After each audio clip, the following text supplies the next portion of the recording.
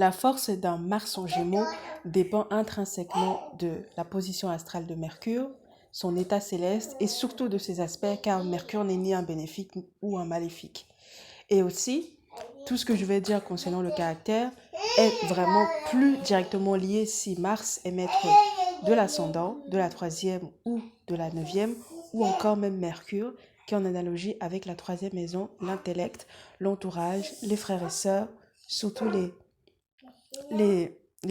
plus jeunes, etc. Et la route et la circulation et tout ce que vous connaissez déjà des Gémeaux pour ceux qui connaissent bien la symbolique du Gémeaux. Donc, Mars en Gémeaux, je pense que on peut dire d'abord que ça donne de la vivacité à la personne, vivacité physique. C'est une personne qui est apte à agir et surtout à se déplacer rapidement, vu que c'est ce que gouvernent les Gémeaux. Une personne qui serait ingénieuse, très ingénieuse d'ailleurs, qui sait manier l'art oral, l'art oratoire, pas forcément avec des dons comme avec Mars en Taureau, mais qui a la capacité de savoir bien choisir ses mots, bien avoir un vocabulaire étendu et savoir parler de manière habile, s'exprimer avec force et surtout avec habileté. Souvent, les actes de Mars en Gémeaux ont un double objectif, comme Mars dans tous les signes doubles d'ailleurs, Mars en Vierge, Mars en Sagittaire et Mars en Poisson. Là où les actions de Mars en Poisson vont être trompeuses, parfois vont être cachées, parfois leurs adversaires vont être dans le but de contourner les difficultés, les problèmes. Mars en Sagittaire va agir dans le sens pour protéger sa réputation et son image publique notamment, et aussi son prestige personnel. Il agit aussi par devoir. Mars en Vierge agit par nécessité, par utilité, par besoin de se rendre utile à son prochain, notamment, et aussi par servitude. Mars en Gémeaux, lui, il agit en fonction de son entourage, proche notamment, en fonction de sa famille et surtout en fonction de son environnement proche, qui est la chose la plus importante pour un Mars en Gémeaux. Donc Mars est maître de l'ascendant, de la troisième, vous avez déjà compris. Donc c'est quelqu'un qui va faire appel à son intelligence en général, qui va agir en fonction d'elle, de ses ressources mentales, d'où l'importance de la position de Mercure encore une fois, et aussi qui va parfois, quand il se pose une question, chercher à voir tous les angles, notamment les angles morts, pour ceux qui ont la référence. Et donc, c'est pour ça que Mars en Gémeaux, souvent, peuvent, d'une certaine manière, être bons en droit aussi, un peu comme les Mars en Sagittaire, et aussi bénéficier d'une grande combativité, parce qu'ils savent voir un peu euh, les choses à côté. C'est l'esprit critique par excellence à Mars en Gémeaux, on a ça en général très développé qui fait en sorte qu'on est assez franc et qu'on peut difficilement se faire tromper. Je dirais d'une autre manière que Mars en Gémeaux reconnaît les trompeurs, reconnaît les menteurs, reconnaît les purs marketeurs, des gens qui sont réellement sincères, car lui-même l'est souvent, surtout si l'ensemble du thème le suit. Mais c'est la personne qui a cette ingéniosité-là et qui sait voir les failles d'un système, les failles d'un discours, les failles d'une personnalité, les failles d'une présentation, etc.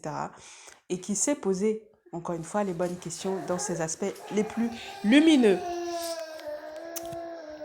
Euh, Qu'est-ce que je pourrais vous dire d'autre? Donc oui, quelqu'un qui est combatif et quelqu'un qui parle comme s'il combattait en fait. On pourrait dire que Mars en Gémeaux, c'est l'épée dans la bouche en fait. C'est la personne qui se bat avec les mots. Là où Mars en Bélier, il se bat avec la force. Mars en Taureau, il se bat avec son physique et l'argent. Mars en Gémeaux, il se bat avec les mots en fait. Un Mars en Cancer, il va se battre grâce à ses rêves. Un Mars en Lion, il va se battre pour ses enfants. Mars en Vierge va se battre, va se battre pour les démunis. Mars en... euh, c'est quoi l'autre après? Mars en Balance va se battre pour la société, pour la justice, par exemple, etc. Vous avez compris. Donc, n'hésitez pas à raisonner comme ça pour chacun des signes martiens, car Mars, c'est le combat, et le signe dans lequel se trouve Mars va indiquer quel type de combat va mener, quelle est où la personne a plutôt tendance à démontrer sa force, en fait. Qu'est-ce que la personne voit naturellement comme une force plus qu'une autre. Donc ça vous aidera par exemple à ne pas attendre des Mars en Gémeaux, qu'ils se battent toujours physiquement, qu'ils soient toujours prêts à, euh, comment dire ça, prêts à se démêler pour leur prochain, parce que c'est pas leur nature en fait, c'est pas naturel chez eux, contrairement à quelqu'un qui serait vierge ou qui aurait Mars en Vierge par exemple, ou alors Mars en Poisson, qui se bat pour les malades, qui se bat pour les prisonniers, etc. Voilà. Comme ça vous aide. C'est ça, ça aussi à ça que sert l'astrologie, en fait, à vous aider à mieux comprendre autrui pour peut-être être un peu moins dans le jugement et avoir des attentes plus adéquates par rapport à la personne que vous avez en face, en fait. Et l'astrologie aide justement à voir bah, qui est-ce qu'on a en face de nous et qu'est-ce qu'on peut faire avec cette personne et qu'est-ce qui va être très difficile à faire avec cette personne selon nos attentes. Et comme ça, on prend les décisions en connaissance de cause. En tout cas, moi, c'est comme ça que j'ai tendance à le voir et c'est comme ça que j'ai tendance à orienter les personnes qui me posent des questions en consultation, surtout quand je vois que ce qu'elles veulent sont très, très éloignés de ce que les personnes en face d'elles ont, notamment en ce qui concerne les synastries amoureuses ou autres. Bon, pour revenir à Mars en Gémeaux, si Mars a affligé, évidemment, c'est quelqu'un qui va semer la controverse, comme je vous dis. Ça peut être très facilement un semeur de troubles qui va, par exemple, colporter des rumeurs avec beaucoup de conviction et avec beaucoup de, euh, comment on appelle ça, de malice, on peut dire ça, qui va vraiment essayer à créer, à semer la zizanie. C'est aussi ça l'aspect un peu diabolique, si on peut dire ça, pour ceux qui sont dans la dimension chrétienne de Mars en Gémeaux, quoi, signe double. Quelqu'un qui va parler pour rien et qui va aussi avoir naturellement des problèmes avec ses petits frères et sœurs, qui va subir des accidents de la route et qui va parler vraiment trop vite pour rien et qui ne réfléchit pas avant de parler. Euh, un peu comme un Mercure en bélier, mais c'est différent dans le sens où ici ça va passer par l'action en fait. Disons que ce sont les mots d'une personne qui vont diriger les actes d'un maçon gémeaux et non pas tellement sa force physique ou ses capacités intellectuelles. Ça peut être aussi ça. Après, ça peut être positif, hein. Ça dépend du contexte comme d'habitude. Sur le plan de la santé, c'est quelqu'un qui peut facilement avoir une inflammation des poumons, car Mars, vous savez, ce sont les tensions, les hémorragies, et ça enflamme tout simplement. Donc, vu que le Gémeaux est en analogie avec les poumons, ça enflamme cette partie-là et aussi provoquer par exemple des crachements de sang, etc. Donc voilà pour ce que ça peut donner pour Mars en Gémeaux. Et aussi, plus généralement, ce qu'il faut retenir, c'est quelqu'un qui a un grand sens de l'observation, d'où le fait que bah, ce sont censés être nos journalistes, les personnes qui écrivent, les boxeurs aussi, les cyclistes, parce que tous ces sports-là où il faut vraiment faire preuve de vivacité, littéralement, et utiliser ses mains en général, ses membres, c'est du domaine des Gémeaux. D'ailleurs, vous trouverez beaucoup dans les thèmes de grands sportifs les Gémeaux, ou Mercure, son maître, parce que c'est important en fait d'avoir ça, c'est le sport, c'est avec le Sagittaire aussi la 9e maison. Bon, le sport c'est plus directement mais Jupiter, mais Mercure c'est, oui, c'est la rapidité, la vivacité, ce sont les membres en général dont on a besoin, et aussi c'est, on peut dire l'oxygénation d'une autre manière. Et Mars en Gémeaux, il est habile surtout. Et c'est très important dans les sports en général d'être habile, de ne pas s'épuiser pour rien, de ne pas gaspiller son énergie comme avec un Mars en bélier. On l'utilise de manière intelligente lorsque c'est le mieux utilisé en fait. Et on n'utilise pas forcément avec parcimonie comme avec Mars en taureau, où on est concentré sur une seule chose à la fois et qu'on va essayer de pousser à son maximum, à l'excellence. Mars en Capricorne aussi par exemple. Mars en Gémeaux, lui, je pense il a aussi cette conscience de ses limites, on peut dire ça. Et, euh, et en fait, il utilise son énergie de manière, de manière ordonnée. Et aussi, ça n'empêche qu'un Mars en Gémeaux peut être très agressif intellectuellement et très agressif aussi physiquement, car je vous dis, c'est la vivacité. Donc surtout si Mars est en lien, voilà, Mars est fort dans le thème, Mars est en lien avec comment on appelle ça, les mouvements, Les réflexes, voilà. Vous savez que le Gémeaux, ce sont les réflexes. C'est ça que je cherchais depuis, Seigneur. Bah, en fait, surtout si c'est en lien avec ça, ça peut aller très vite avec les Gémeaux. Vous les connaissez si vous les fréquentez. Ils sont assez nerveux. Même si ce ne sont pas des colériques, ils sont très nerveux souvent. Et surtout, c'est des gens qui accumulent, ils peuvent péter littéralement des câbles, comme on dit, très facilement, mais aussi passer à autre chose. Car si ce sont des êtres très intellectuels, ça les rattrape toujours.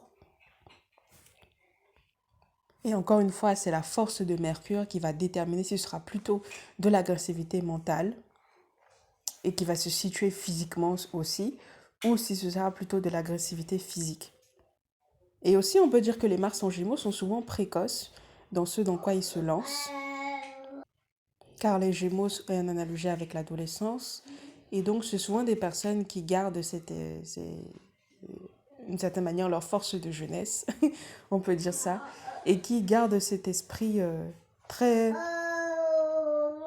très enfantin longtemps aussi, ce qui leur permet justement dans les sports de combat ou les sports de compétition de supporter la pression et d'agir habilement. Je pense que c'est ceux qui sont le plus à même de pouvoir, par exemple, bien gérer des conférences de sport, bien gérer des prises de parole, surtout si voilà, Vénus est favorable dans le thème de la personne. On va plutôt tendance à avoir les faveurs de la presse et du public, etc. Aussi la position de la Lune et des maîtres de la 7e maison. Mais je pense que c'est tout ce que j'ai à vous dire pour Mars en Gémeaux, hein. Retenez bien quelqu'un qui agit avec une intention double, ce qui n'est pas forcément caché, mais en tout cas qui est là pour ceux qui savent bien la voir. Parce que celui qui cache volontairement, c'est toujours les poissons et parfois aussi les sagittaires.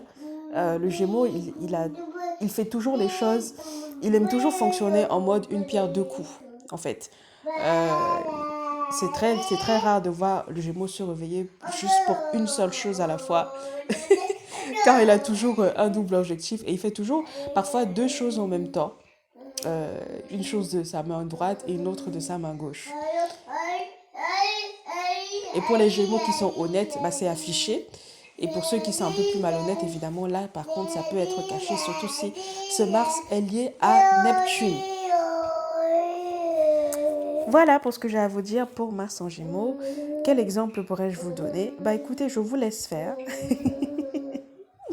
Ah oui, pour une femme, Mars en Gémeaux, bah, je pense que ça peut donner une femme qui va être très, très, très, très, très facilement séduite par un homme qui parle bien, qui sait manier le langage, qui sait la courtiser, un peu comme... ça me fait penser aux liaisons dangereuses, enfin, dans les adaptations cinématographiques. Mais ça me fait penser à ça, même si c'est un peu plus complexe, on en parlera notamment du thème astrologique des liaisons dangereuses, si ça vous plaît, parce que moi j'adorais faire ce genre de format.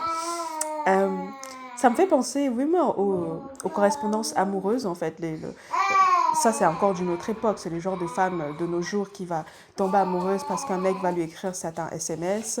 Il va savoir... il va savoir l'aborder d'une certaine manière. Ce sont les mots qui l'emportent, ce sont les mots qui la séduisent, en fait, et qui les moustillent, comme on dit. Car vous savez, encore une fois, ce avec quoi Mars est en analogie. Et ou d'une autre manière, une femme qui va rencontrer un homme en voyage, qui va avoir des amants dans les déplacements, les petits déplacements, notamment ceux avec la voiture, les petits avions, le tram, etc. Et aussi, on peut évidemment avoir plusieurs liaisons en même temps, car c'est toujours un signe double. Mais ce sont des liaisons qui ne dureront pas, car il n'y a pas de notion de longévité avec les Gémeaux. Donc, c'est des relations qui peuvent être interrompues, soit par la distance, soit par des séparations. Voilà. Et plus chez les hommes, en fait, je pense que c'est aussi valable pour les hommes, en vrai. Mais un peu moins. Euh, il y a toujours plusieurs choses qui orientent l'agressivité d'un homme, en fait, qui a Mars en Gémeaux. Et c'est quelqu'un qui va être amené à voyager énormément. Mais Mars en Gémeaux, il est moins lié à la sexualité, à la vie affective chez un homme que chez une femme. Bon, je vous laisse. Ma fille me réclame et je vous dis à très bientôt pour Mars en cancer. Ah oui, mettez des likes sur Astro by J.